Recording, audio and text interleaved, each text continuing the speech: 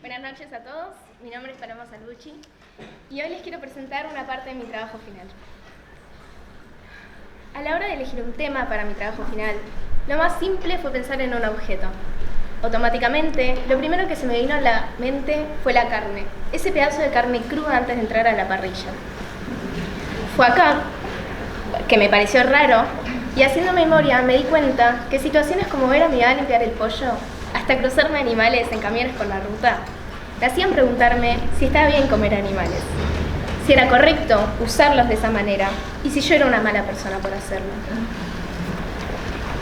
La constante pregunta de si hacerme vegetariana o no me acompañó durante varios años, hasta que en mi casa se empezó a consumir carne vacuna y pollo orgánico, un alimento del cual yo sabía su procedencia y proceso.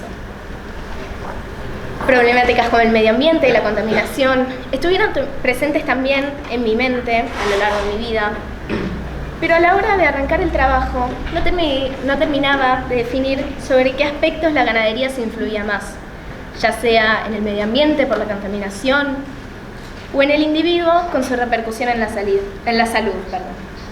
Fue por eso que decidí fusionar todos estos ejes y llegar al título de Carne, Tierra y Conciencia, los rostros de la ganadería. Ahora sí, me gustaría comenzar con algo básico pero fundamental. ¿Qué es la ganadería? La Real Academia Española introduce esta palabra en sus diccionarios a partir del 1734 y desde entonces su definición fue cambiando. Hoy en día se puede encontrar como la actividad del sector primario que consiste en la cría y cuidado de animales domésticos para obtener productos destinados al consumo humano o a la industria. La relación del hombre con la ganadería se remonta a la época del Neolítico, que se calcula que va desde el 10.000 a.C. al 3.000 a.C. Al principio, el ser humano cazaba para sobrevivir y dependía 100% de lo que la naturaleza les ofrecía. Luego, cuando se sedentarizaron, se dieron cuenta que podían criar sus propios animales y así asegurarse una fuente de alimentación constante. Con respecto a la historia de América, el ganado se introdujo en el 1580 desde Asunción con la conquista española durante el virreinato del Perú. Acá las vacas se pudieron expandir en masa gracias a que no había depredadores naturales y a la gran extensión de tierras y llanuras. Más adelante, en el siglo XIX, la ganadería dio un gran salto gracias a los saladeros y más tarde a los frigoríficos. Los saladeros fueron las primeras instalaciones industriales de la Argentina que mediante procesos de salado y secado exportaban carne seca y cuero al Caribe y a otras regiones. Esta etapa fue clave para aprovechar mejor el ganado y conectar la región con el comercio internacional. Más tarde, ya a fines del siglo XIX, con la aparición del frío artificial, surgieron los frigoríficos, que permitían exportar carne fresca y congelada hacia Europa. Esto transformó la ganadería en una industria moderna y exportadora e impulsó mejoras en la calidad del ganado. Mientras que los saladeros fueron el primer paso hacia la industrialización de la carne, los frigoríficos marcaron para un país conocido como el granero del mundo el inicio de una ganadería moderna y global. Fue ahí cuando se empezaron a armar los cimientos de nuestra identidad como país.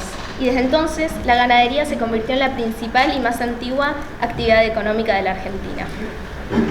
Llegando a la actualidad, la ganadería lleva un proceso de 6 etapas, que se conocen como la cría, la recría, el engorde, la faena, la distribución y comercialización y por último el consumo y exportación. Es importante destacar que estas 6 etapas se respetan en todos los métodos de ganadería, con diferencias a la hora del uso de la tierra y del animal. Por cuestiones de tiempo estaré desarrollando únicamente la etapa de engorde. Y hablando de métodos industrializados y tradicionales, me gustaría comenzar con uno que seguramente muchos conocen, el feedlot. La traducción literal sería alimentar mucho, y justamente de eso se trata, alimentar al ganado en el menor tiempo posible. Esto lo hacen con dietas balanceadas, a base de granos, como son el maíz y la soja, para, como dije anteriormente, engordar a un bajo costo. En la Argentina, el feedlot empezó a consolidarse en la época de los 90 y luego en el 2008 y 2009, gracias a que hubo una suba en las exportaciones y una baja en el consumo interno, dio también un gran salto. Eso hizo que se posicionara como la segunda forma de producción más usada en la Argentina, luego de la extensiva que más adelante desarrollaré. En los feedlots se usan principalmente bovinos jóvenes de destete precoz, los cuales pasan entre 60 y 90 días en el corral hasta llegar a un peso de faena que va de entre los 280 a los 350 kilos. Pero no todos de color rosa, ya que por el ambiente reducido, el feedlot genera estrés que favorece las enfermedades respiratorias, digestivas e infecciosas, además de problemas de patas, por el pisoteo constante, como se puede ver en la imagen de arriba, y el encierro. Un dato no menor es que las dietas que se les dan a los animales en estas instalaciones no son naturales de su alimentación, por lo que si la comen por prolongado tiempo, el animal se convertiría en un animal enfermo. Por eso también se lo lleva a faenar tempranamente. Aunque la mortalidad promedio es baja, siendo del 1,5%, al ser tantos los animales que pasan por ahí, se estaría hablando de cientos de muertes al año. En pocas palabras, el feedlot permite producir de manera rápida y rentable, pero tiene un alto costo en la salud animal, el bienestar y la sustentabilidad del suelo.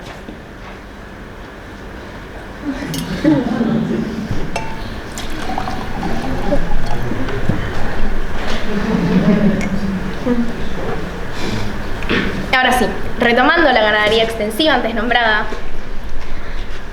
es un sistema tradicional que aprovecha la gran extensión de pasturas y pastizales naturales del país, y en regiones como La Pampa el ganado se cría libremente alimentándose justamente de estas pasturas. Aunque tiene un bajo costo, es muy dependiente del clima y enfrenta desafíos como la degradación del suelo y la necesidad de mejorar la eficiencia. Por eso se han utilizado técnicas modernas, como la selección genética del animal y la rotación de pasturas. Ahora sí, como respuesta a estos métodos que dañan el medio ambiente y usan químicos en la salud y alimentación del animal, surgieron nuevos métodos agroecológicos. Entre ellos, me gustaría compartirles primero la ganadería orgánica.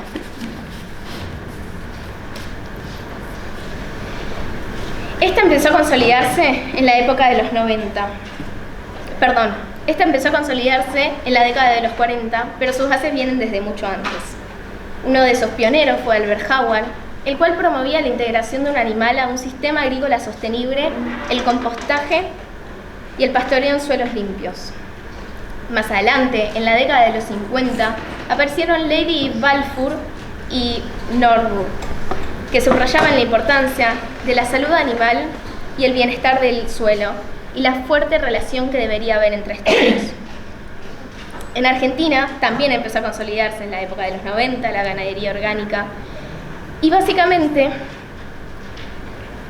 consiste en que sus principios son ecológicos, busca la sostenibilidad ambiental y el bienestar animal. Alguna de sus características es que la alimentación del animal tiene que ser libre de químicos, no usa organismos genéticamente modificados ni técnicas invasivas como la clonación. A medida que fue creciendo, distintos países fueron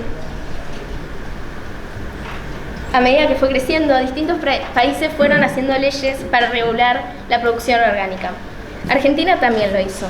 Acá tenemos la ley número 25.127, la cual regula la producción orgánica, y la de entidades como el SENASA y la Organización Internacional Agropecuaria, la autoridad de control. Un dato para sumar es que los controles sanitarios en la ganadería orgánica se hacen con métodos naturales, como puede ser la rotación de pastura en caso de parásitos o la medicina homeopática. Ahora sí, como parte de mi práctico, tuve la oportunidad de ir a un campo llamado La Julia. Acá se produce y vende carne orgánica y se usa el método rotativo llamado guasín. Este consiste en dividir el campo en pequeñas parcelas, como si fuera un gran tablero de ajedrez, e ir rotando el ganado de manera planificada, permitiendo que cada sector descanse y se recupere, y que los animales tengan una alimentación natural todos los días. Se pueden ver en las imágenes como hay sectores que estuvieron recientemente pastoreados y otros que están en proceso de crecientes.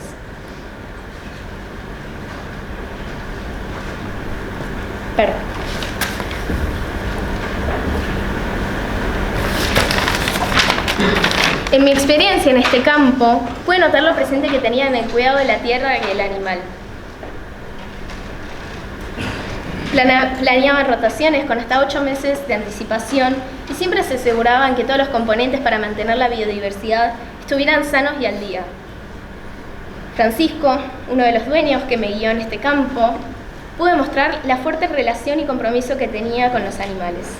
Él los iba a visitar todos los días y las vacas no se molestaban ante su presencia, incluso lo iban a saludar. Tenía un fuerte lazo con una de las vacas llamadas Dulce, la cual la crió, como la mamá la había rechazado desde pequeña, la había criado como si fuera un perro más de la casa.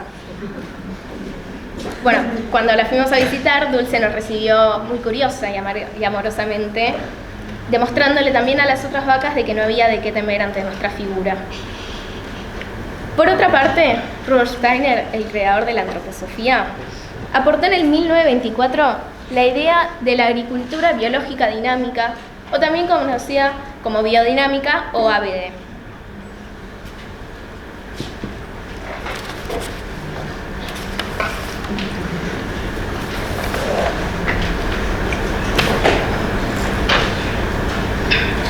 La agricultura biológica dinámica aportó la ABD. Es un sistema productivo sustentable que trata de integrar al humano, al animal, a las plantas y a los minerales en conjunto para que trabajen en armonía con el cosmos. Considera que cada campo es un organismo vivo, donde todo tiene un rol y se promueve la autosuficiencia. La logística ideal de las granjas debería ser como se ve en esa imagen, donde todo ronda alrededor de la casa y todo está conectado.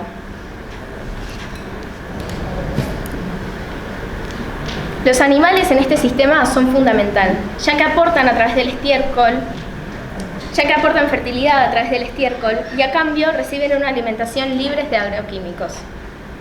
No se utilizan antibióticos de rutina ni hormonas de crecimiento, sino que se prioriza el manejo preventivo del animal. Algunas de sus características y sus principios son el bienestar animal y la conservación activa de la biodiversidad, la regeneración de recursos naturales y la producción de alimentos de alta calidad nutricional y energética.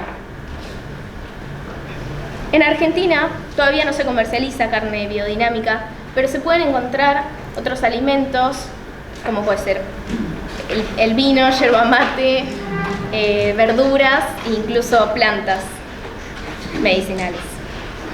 El sello internacional lo tiene Demeter, que regula la producción biodinámica y la certifica. En resumen, la ABD busca mezclar ciencia, tradición y espiritualidad para formar alimentos sanos que cuidan y regeneran el medio ambiente y promete la sustentabilidad a largo plazo. Y claro, después de todo, estos alimentos llegan a nuestra mesa. Por eso vale la pena ver qué pasa a la hora de ingerirlos. Por un lado, la medicina tradicional sostiene que la carne es una fuente de proteínas muy grande, aporta vitaminas como la B12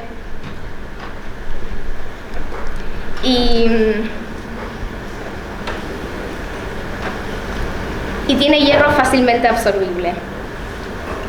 Estas proteínas son fundamentales para el funcionamiento de organismos de la misma manera que la proteína conforma músculos, hormonas, incluso el cabello en nuestro cuerpo. Pero existen otras miradas, como es la medicina antroposófica, la cual reconoce la medicina científica, pero la amplía desde una perspectiva espiritual. Rudolf Steiner, su creador, cuenta que el ser humano pasa por diferentes reinos de la tierra, mineral, vegetal y animal, hasta llegar al reino humano, el portador del yo espiritual. Acá el cuerpo actúa como mediador, transformando los procesos en vez de replicarlos. Por ejemplo, lo mineral se manifiesta en los huesos, de la misma manera que lo animal se transforma en pensamientos, emoción y expresión individual. Esto quiere decir que la alimentación influye directamente en este equilibrio. Mientras que los alimentos alterados y genéticamente modificados introducen fuerzas desequilibradas, los alimentos con principios biodinámicos y orgánicos que respetan los ritmos de la naturaleza y los ciclos lunares exigen un esfuerzo del yo para procesar ese alimento de alta materia. El cuerpo tiene que desplegar fuerzas para procesarlos, y esto no agota al ser humano, sino que lo vigoriza, lo fortalece y lo afirma en su humanidad.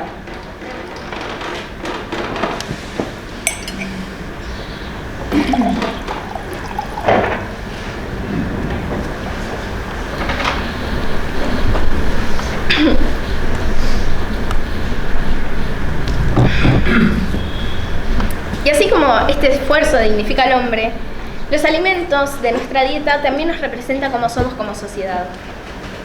Si hablamos de la carne, es imposible negar el peso que tiene en nuestra vida cotidiana. En el 2025 consumimos 50 kilos per cápita al año, siendo un número 5 veces mayor al promedio mundial. Sin embargo, queda chico ante los 100 kilos de carne que solíamos consumir hace algunas décadas atrás. Antes, la carne era accesible, barata, y estaba en todas las comidas, desde los guisos, milanesas, hasta por supuesto el infaltable asado. Esto quiere decir que la comida en nuestro país no es solo un alimento, sino que es cultura. La ganadería es economía, sí, pero también representa identidad. Al preguntarle a diferentes personas,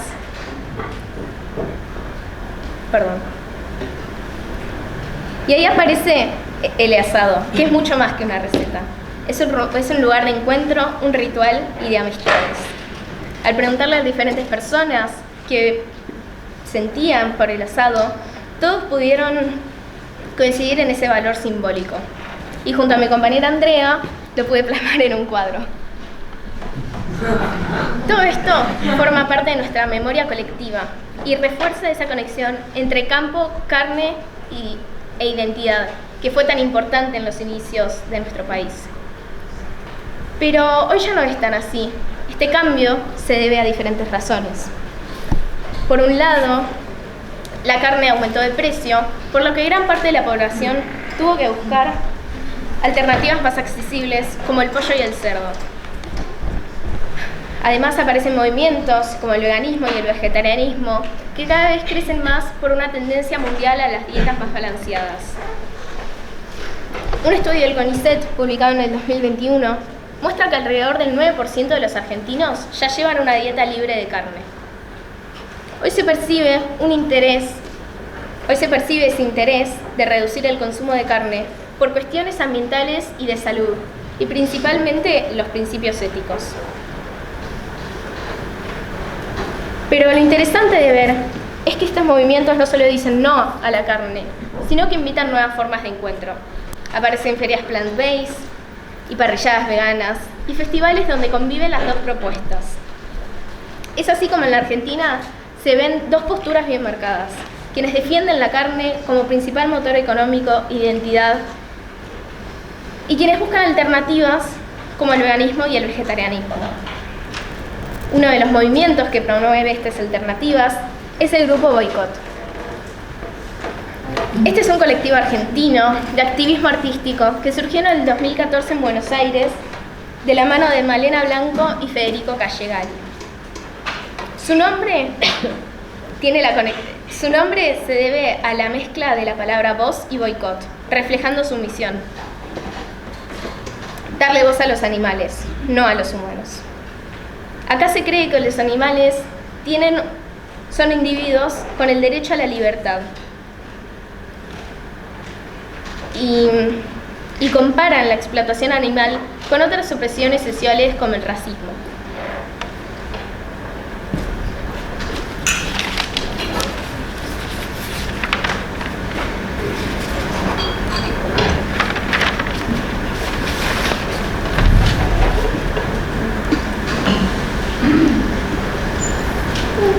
Su activismo une arte y militancia. Producen afiches, intervenciones, videos y militancias en mataderos. Su estilo busca incomodar e interpelar, rompiendo con la naturalización del consumo animal. En una de sus presentaciones que pude presenciar en el barrio chino, me encontré con 7 personas vestidas de negro y con la máscara del pintor Salvador Dalí. Algunos sostenían folletos, pantallas y otros simplemente se quedaban en silencio. Al acercarme y preguntar, me contaron que la ropa negra simbolizaba el luto por los animales y que las máscaras, inspiradas en la serie de Netflix La Casa de Papel, representaban resistencia y anonimato, ya que no importa quién habla, sino lo que se denuncia. El impacto era evidente. La gente se detenía, miraba, hablaba al respecto, algunos sacaban fotos. Incluso pude ver cómo un hombre apuraba a sus chicos para que no vieran esas imágenes al mismo tiempo que les decía comentarios ofensivos sobre estos movimientos. Esa mezcla de atracción y rechazo es parte de la estrategia de boicot. Provocar y reflexionar a través del arte y la incomodidad. En lo personal, yo también me tuve que tapar los ojos, ya que estas imágenes me eran muy fuertes para mí, pero pude notar que por más de que todos reaccionaran diferentes al movimiento, reaccionaban. En síntesis, boicot es un espacio de resistencia de cultura y un actor clave dentro de los movimientos y derechos de animales en Latinoamérica.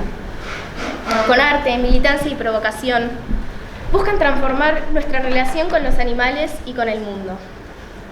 Esta fue otra intervención que se hizo en la exposición rural en el 2024, donde se ve claramente que la persona no molesta a la otra, sino que se para dando su mensaje.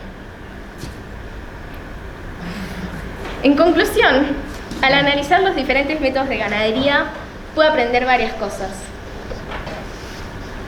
Descubrí que no toda industria contamina de la misma manera, ni tiene el mismo respeto por la tierra y por el animal. Pude comprender la fuerte relación que tiene la Argentina y su historia con la carne, y cómo movimientos vanguardistas, impulsados por cuestiones éticas como el veganismo y el vegetarianismo, pueden cambiar la historia y la tradición. En definitiva, la ganadería es más que economía en la Argentina. Es cultura, es tradición, es debate y es futuro. Pero con este trabajo no los quiero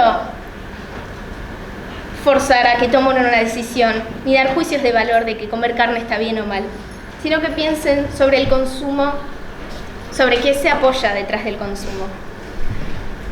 Yo en lo personal pasé una mirada crítica y culpabilizadora por consumir carne a una mirada un poco más informada y equilibrada. Hoy siento que la clave no está en prohibir los alimentos, sino en conocer el origen y prácticas detrás de ellos y así tomar decisiones conscientes y responsables. Muchas gracias.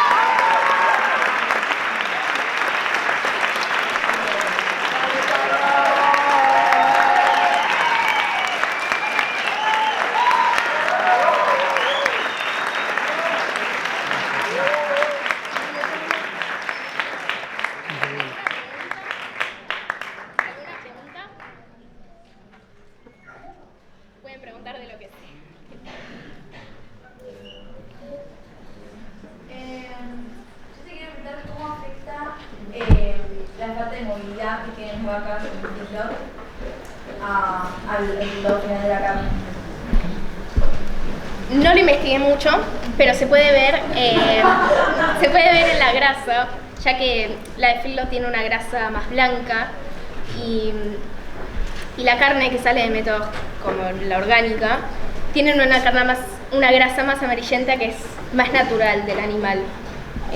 Bueno, además de eso, de muchos problemas de salud, porque naturalmente el animal al comer pastando camina mucho y eso no lo pueden tener. ¿Crees que se popularizase más los sistemas más éticos de trata de los animales? ¿Reduciría la tasa de veganismo verdad que no lo sé. Yo creería que un poco sí, pero estos movimientos van muy de la decisión personal y de la postura que toma uno al respecto del consumo de carne. ¿Ya? ¿Qué piensas sobre las empresas como Notco que agarran productos que originalmente son de carne o de pollo y los convierten en una alternativa que es de plantas, pero que lo publicitan y se quiere ver cómo es la cosa de carne, pero en realidad de planta? En lo personal, no me parece lo correcto, ya que, o sea, un alimento no tiene que tener una forma, o sea, sí un sabor tiene en particular cada alimento, pero me parece que si uno toma la decisión de dejar de comer carne es por algo y tiene que seguir en esa postura, pero cada uno tiene el consumo de lo que quiera.